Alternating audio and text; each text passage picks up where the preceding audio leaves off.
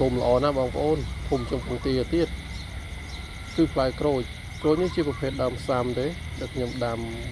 ហើយខ្ញុំដាំពីរដើមជាប់គ្នាដើមទី1គឺដើមផ្សាំដើមទី2គឺកូនហើយដើមខាងនេះគឺដើមផ្សាំទេណាតែជម្រាបបងប្អូនថាក្រូចនេះគឺផ្លែរហូតបងប្អូននេះគឺនៅក្នុងខែ11ហើយគឺនៅមានផ្លែបន្តទៀតបងប្អូនមានទុំមានខ្ចីអញ្ចឹងណាហើយខ្ញុំ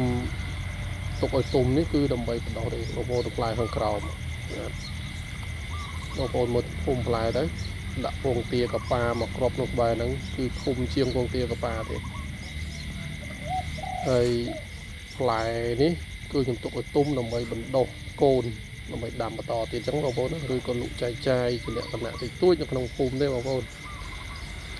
យើងកុំទុកពេលវេលាកាលណាយើងចេះទៅឆ្នៃរបស់នៅក្បែរផ្ទះគឺល្អបំផុតបងប្អូនដីដែលទំនេរអីចឹងណាជីជាតិអីគឺល្អប្រសើរបំផុតហើយ